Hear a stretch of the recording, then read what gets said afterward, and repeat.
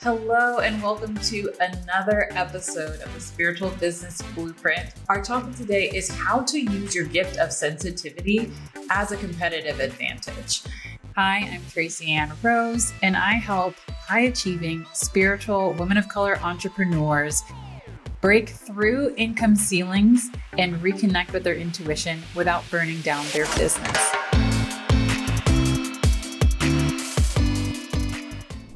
Hello and welcome to another episode of the Spiritual Business Blueprint. Today we have the wonderful guest, Dallas Travers.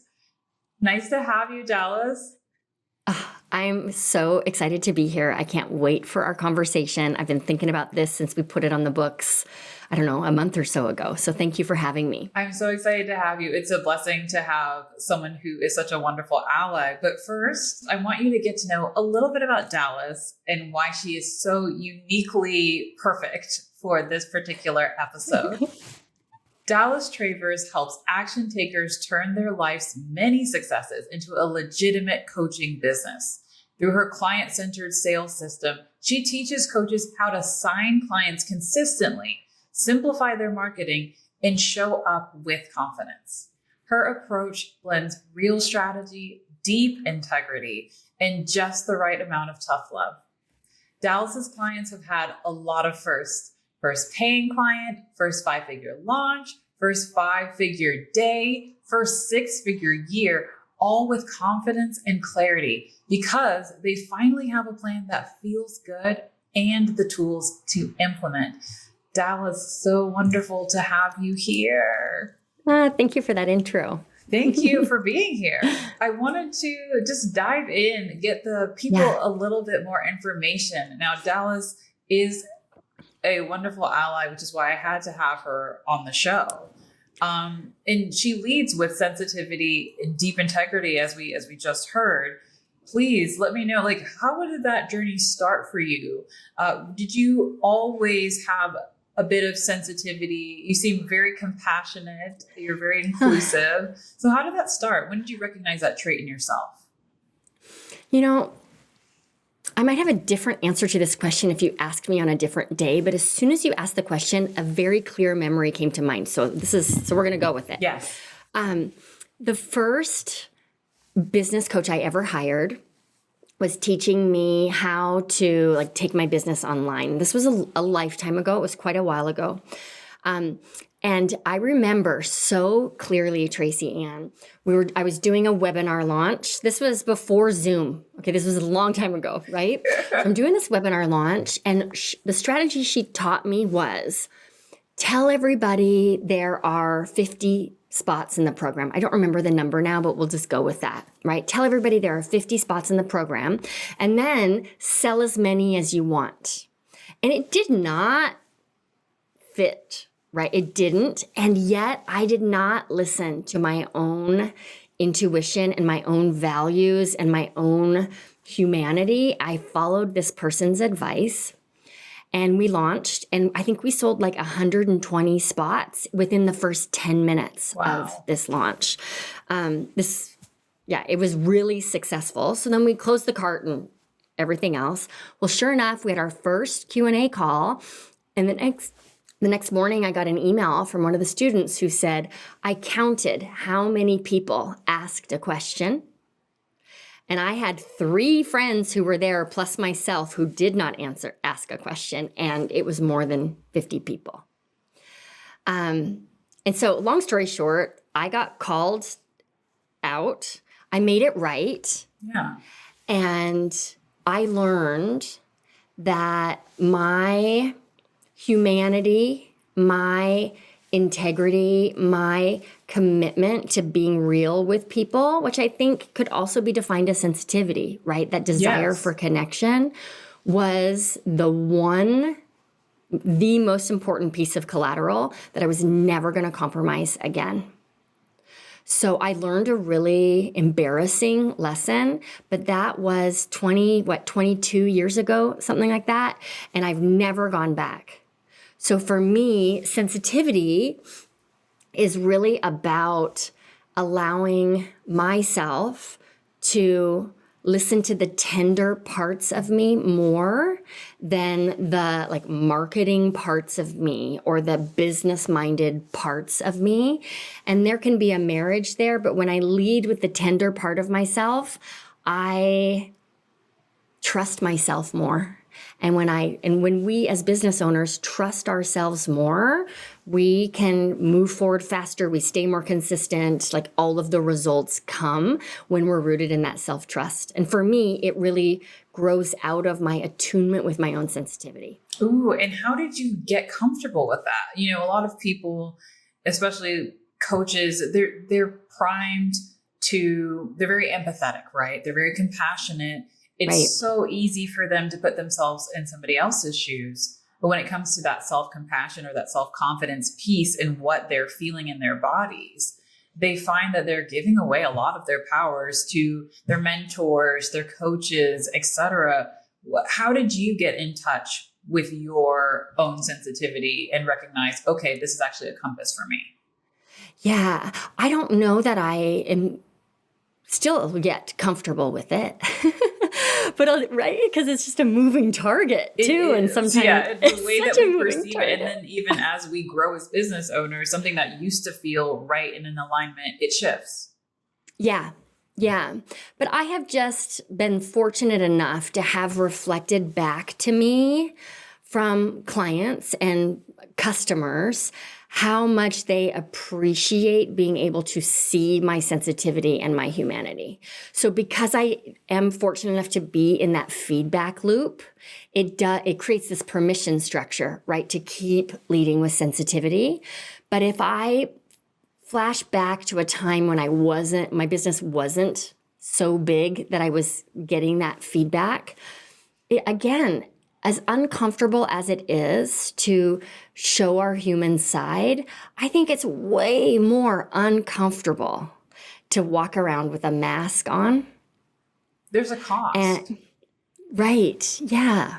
And when you were in that space where you were working with that coach that didn't necessarily align with your values and your ethics, what was some of the cost that you noticed? I mean, we had a little bit of a hit on your reputation momentarily, but you heal the relationship, which I think is extremely important for providers and coaches to know that you can rectify a mistake. It's not the end all be all. In fact, it's something that like drew me to Dallas because I thought, oh my gosh, what a beautiful thing to see is such integrity in the coaching business.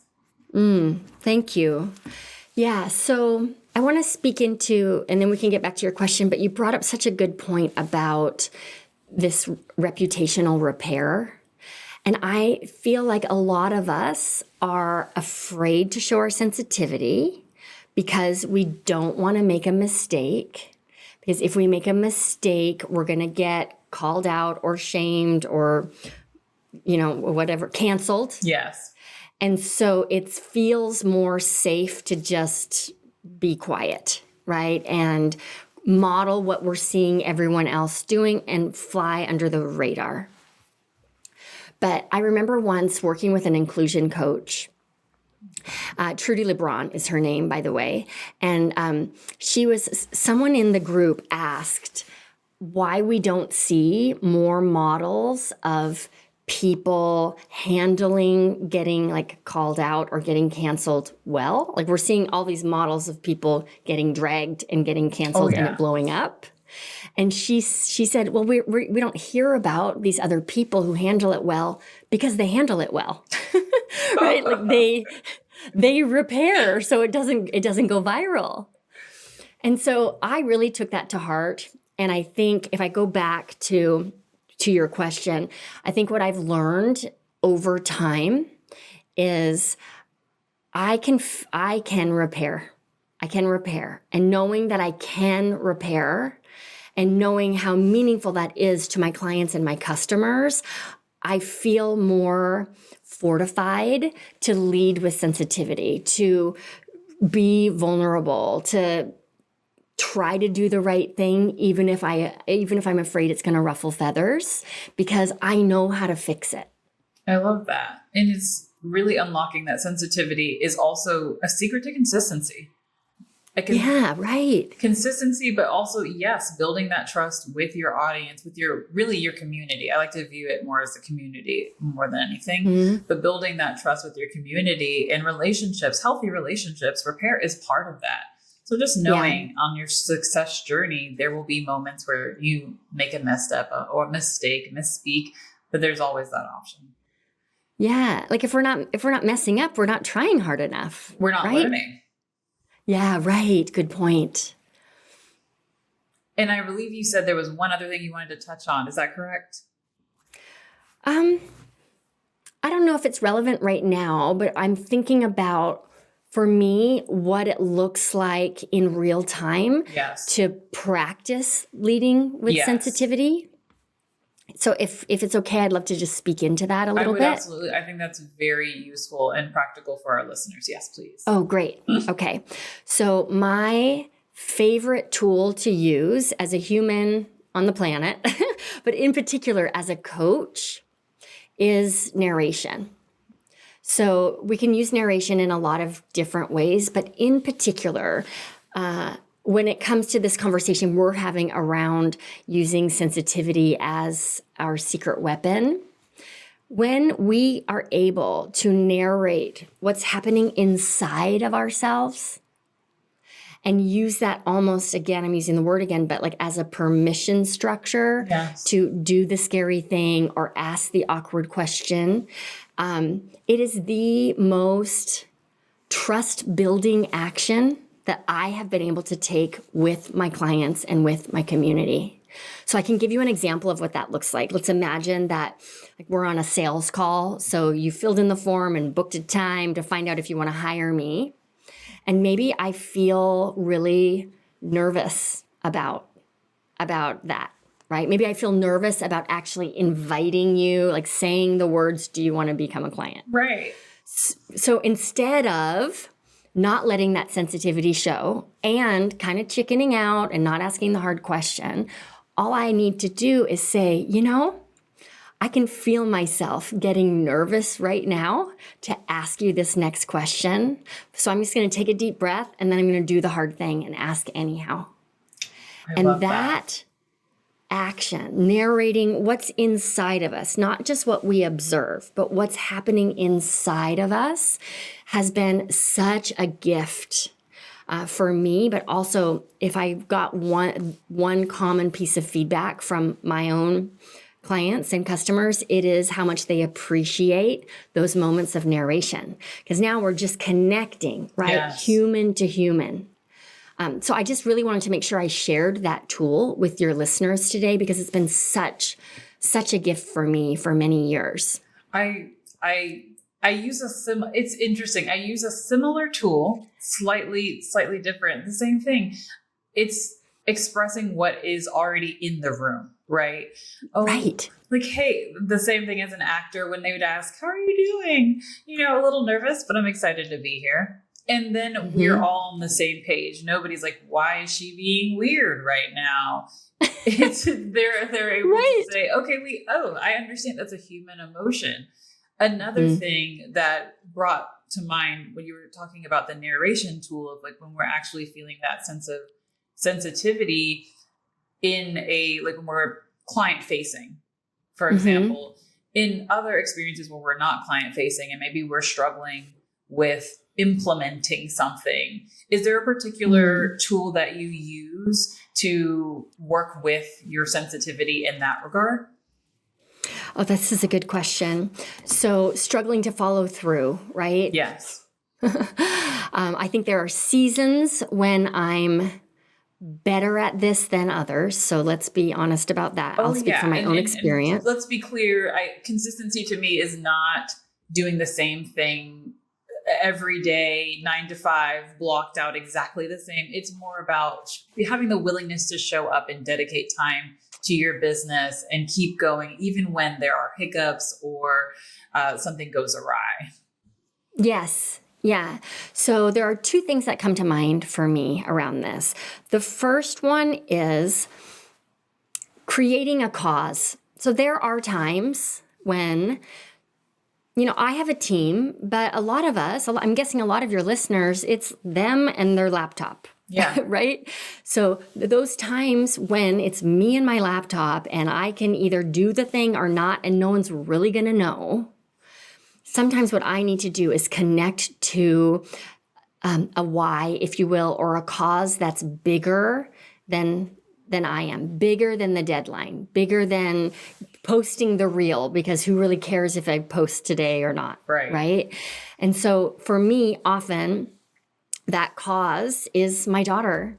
She's 11, and I'm going to get emotional because she's just like the coolest person in the whole world. I love her so much. But I strive to model for her what it looks like to do hard things, right? And even more importantly, what it looks like to do hard things not very well and get better. Yes. And so when I think about, do I really want to post that reel today? No, I do not. But when I can connect to this cause, this bigger meaning, posting the reel is no big thing, right? So that's the first thing, is really when it's the thing I know I want to do and I know the value of it and I just can't bring myself to do it because nobody's watching, I remind myself who's watching. And then the other piece is really practicing self-forgiveness. For me, it's hard to stay consistent, to be a sensitive person and stay consistent when I'm carrying my past inconsistencies along with me. Yes. So being able to just, you know what, I forgive myself for judging myself as lazy, or I forgive myself for breaking that promise to myself. And now today I get to start over. I love that. And sometimes, that happens multiple times in a day. Yes. If you're pushing yourself, it usually is. Right. And also I'm curious, Tracy, Ann, what you think of this. I think people who are more wired, whose sensitivity is more accessible to them, we often require more self-forgiveness because things just hit in a different way. Yes. I do want to speak on that. So I jotted it down, actually. There is a big piece. I've noticed this with, like you said, people who wear their sensitivity more on their sleeve, and that can present as people pleasing. It can present as trying to emulate others in order to receive approval. And a lot of times those things are a form of self-betrayal. And we can notice that through maybe things that feel out of alignment with our values. It can even show up in just our income level, like not being able to reach the income level that we want to because we're not being true to the methods that would actually magnify our gifts and allow them to have the impact that we want them to have.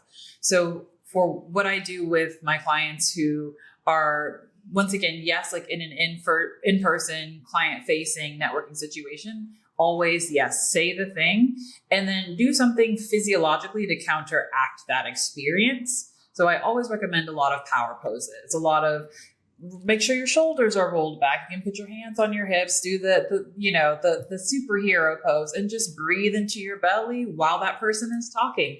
They don't think anything is strange about that. And you're allowing your nervous system to regulate, lower cortisol levels, raise testosterone so you feel more confident. Now, when it comes to the inconsistency piece, it's so interesting. I've noticed, I love what you said about having that why, having that deep soul purpose as to why we're going to take this action, even though it's extremely uncomfortable in the moment. And it brought up two things. It brought up, one, my own experience being a mother and how that really transformed my career. When I was just had given birth to my first child, he was probably a few months old. And I was getting back into the acting industry, and they invited me to audition for the role of Ghetto Fabulous Baby Mama. And yeah, painstaking. I was dying inside. And I was also supposed to be, I think I was 28 at the time, and I was supposed to be the mother of a 17-year-old. And that also was just like all the problematic thoughts in your head. And so I kept thinking, would I be proud if I got this role and my son was to watch this? No. And that really inspired me. It gave me a sense of purpose and a sense of mission of, I actually want to make sure that my work is always highlighting misrepresented, underrepresented groups and our allies. Because once we see that we exist and that we can work together and that we can uplift each other and gain resources so that we can start to change systemically the things that are not working for our country as well as our global community, that's when we really get to harness our power. And that's when, once again, sensitivity becomes that competitive advantage, if you will. On that note, we're going to take a quick break and we'll be right back with Dallas. You've made your first 10K, but now you're feeling stuck. You're feeling stagnant in your business, but you want more. You want consistency. You want to bring in 10K months, not just 10K years. If this sounds like you, you're probably already working with coaches or in group coaching programs where the strategies just aren't clicking for you. They require more time, more energy, or they simply don't feel in alignment with where you are now.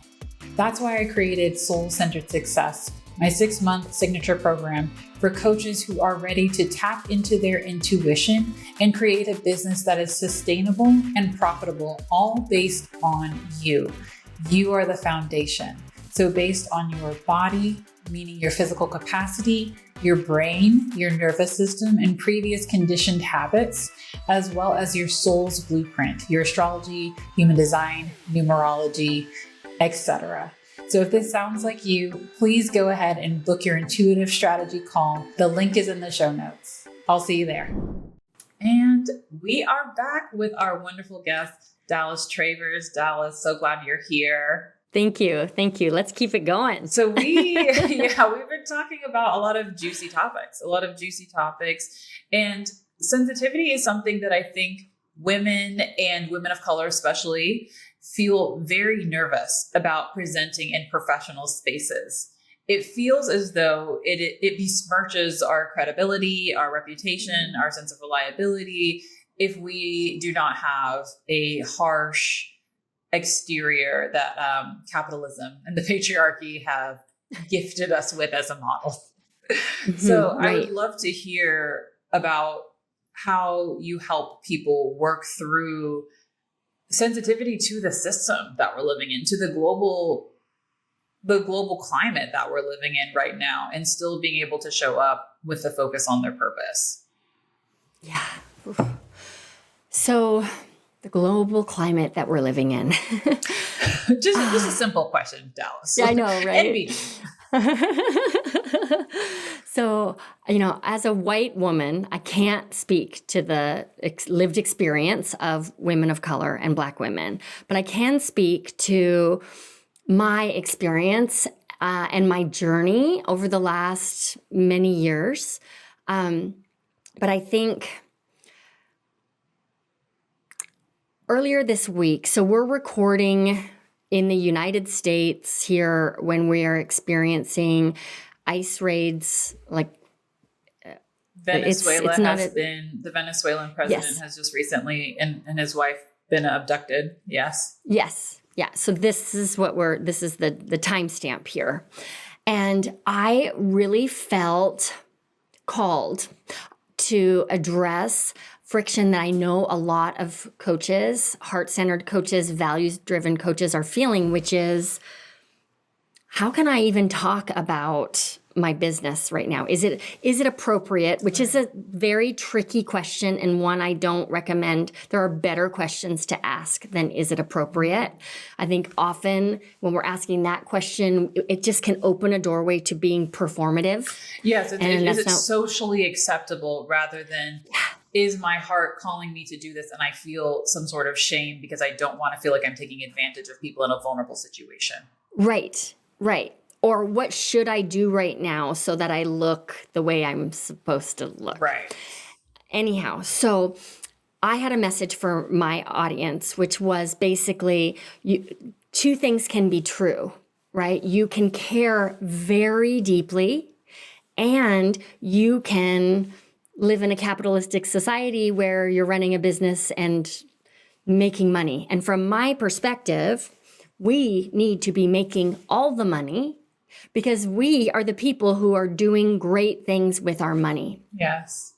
So how do we hold both priorities, right? Again, we narrate. Like, I can do two things. I can make my values very clear.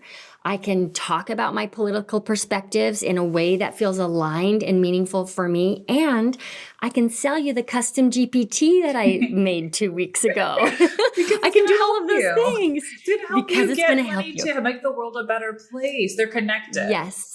Yes, they're connected. So I think the same is true when it comes to holding our sensitivity and holding our ambitions, right? Or holding our sensitivity and holding, not that we should have to carry it, but being aware of the systemic pressures that we may be under because of our own lived experience. And when we're able to do both things, I think we're able, again, to make decisions that come from a place of self-trust rather than a place of obligation or fear or performativism or anything else like that. So the way I first try to model what I'm learning, and what I've learned about modeling what I'm learning and talking or walking the talk is that the thing that matters is that I'm striving, not that I'm getting it right. Yeah. And in so doing, my hope is that I'm able to model that for the people who I serve, who then serve more people, right? So there is this ripple effect, which I think can be really powerful. Yes. And like you said, it's not self-serving to serve a community, and receive money for it. I think there are people who have that perception, especially like you said, in this economy, they don't want to be perceived as, oh, I'm just trying to get this money grab, even though almost tone deaf is what I was hearing. So another great tool that what you were saying reminded me of like, once again, with the narration, a tool that my coach taught me that I really love is called Margan Freeman-ing. Have you heard of this? Oh, no, tell me. So Margan Freeman-ing is where you narrate the circumstances of your life as is, but from a third party perspective. So say you're having a rough day and you're looking at your DM strategy. You had planned to DM 20 people today. You didn't do it. So instead of saying like, oh, I'm such a bad person, I can't do this, I'm not cut out for this business, you pretend to be Margan Freeman. I don't have a great Margan Freeman impression, so prepare your ears. But like, Tracy Ann was a great business owner and she was having a tough time and she had a stomach bug that weekend. And even though she had planned to DM 20 people, she was physically unable to. And maybe if she had a little bit of this rest, she would be able to do it on this day. What it does is it makes it more objective and less of the projection of our own insecurities on what we are perceiving as a failure rather than a lesson. So please nobody try to, I know it's the worst Margan Freeman impression that we've ever heard, but please do try that tool whenever you are feeling down and you're alone and you're struggling to work through your consistency, you're struggling to connect to your mission. Put things in perspective for yourself of the climate that you are living in. Maybe something might be not working at home, or your parents might be aging and that's a difficult transition for you. Honor all of that as true and find what works for you to maintain consistency and momentum in your business. And it doesn't look the same for everybody. Yes, absolutely. Absolutely. I'm curious to know your thoughts about this. I think there are some people who carry sensitivity, right? Who, like, again, their sensitivity is more accessible to them. Yes. And they value that a lot. I know this is true for me. And I used to really think about, well, if I'm going to be a sensitive person, if I'm going to really live according to my values and in my integrity, I cannot be ambitious. I cannot, right? Like it's seeing it as just really this binary rather than on a spectrum. Because I will say there are times when I have to put my sensitivity aside. Yes. And do the thing and go for the goal, right? And so I'm just curious to know your thoughts or your relationship to that spectrum from, I'll call it like ambition to sensitivity, because they seem to contradict each other, but I've realized that they're actually siblings. Oh yes, they work really well beautifully together when you let yourself access them.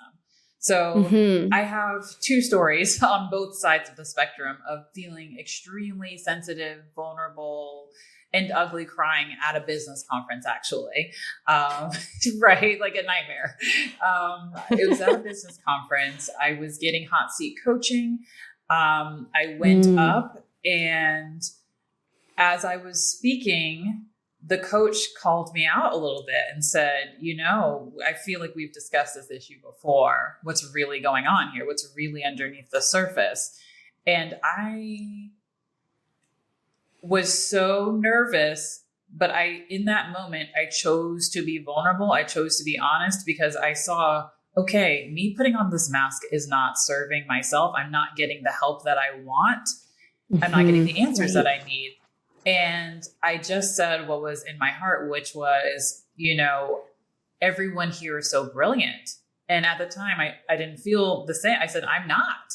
Everyone here is brilliant and I'm not. And I burst into tears. And, it could have easily been a shame spiral moment of like, oh God, like this is so embarrassing. This is so cringe. Right. No, I was surrounded by women who, with these, $1 million businesses, new business owners, all come and embrace me, including the coach, and just give me a big hug and say to me, hey, you are brilliant too. And believe it or not, that led to me being invited to do my first summit, people expressing that they wanted to work with me and being attracted to me. And that's when I realized, okay, wait a second. Sensitivity, vulnerability is actually a superpower. It didn't tank my business like I would have assumed. But on the other side of that, right, having that sensitivity that's very prevalent within me, I cry at baby commercials. I just do. For sure. It's just my lifestyle. I have also recognized that there are going to be times where I cannot allow my transient feelings to dictate my actions. So in those moments, I create a care routine for myself. I say, okay, I'm going to do this hard thing. I don't like doing it, but my business needs us to be successful. I'm going to do it. It's going to help people. And what I will do is I will do something ahead of time that gives me a little bit of solace and regulates my nervous system. And then I'll do something afterwards that feels like a reward. And then I'm repatterning my nervous system to recognize, one, this thing is safe to do. It's safe to go outside my comfort zone. And two, afterwards, I'm going to, my reward is usually Candy Crush based. I love a good Candy Crush. So it's Candy Crush. It's maybe having some time with a friend. It's teaching yourself that there's a positive association with overcoming something that's difficult. Right. Yes. And I'm realizing too, just thinking of conversations I've had with clients who definitely have sensitivity as a superpower. It's also a practice to be able to discern, like, when is this my sensitivity speaking, and when am I actually confusing this superpower with fear? Yes, avoidance. Avoidance, it's a better word. Yes, absolutely. Yes. So that's something that we work on a lot in my containers. So in Soul-Centered Success, we're really big on understanding how your brain, your body, and your soul's blueprint, meaning your astrology, human design, numerology, whatever resonates with you, how that all works together to create a foundation of a sustainable business that Right. feels in integrity to who you are and to your energy levels. So I've had to do a lot of work with people who are very, very sensitive, right? Very emotionally sensitive, very empathetic, and very, very empathic and intuitive, where they will say, for example, one of my former clients, she would say, that makes me feel fearful. I'm scared of that. I'm scared of going back on TikTok. The last time I went on TikTok, I went viral. What if I go viral again and I can't respond to all the comments? So we took some time and slowly built up her capacity. So it's just posting a little bit every day. It wasn't even every day for her. It was what she could handle at the time, but creating a plan that was sustainable for her. Mm-hmm. And once she built up that capacity, she did rebuild her virality. And then she started to notice, wait a second, fear wasn't telling me that this was the wrong choice. Fear is just my brain's way of protecting me from what I was viewing as a potential failure.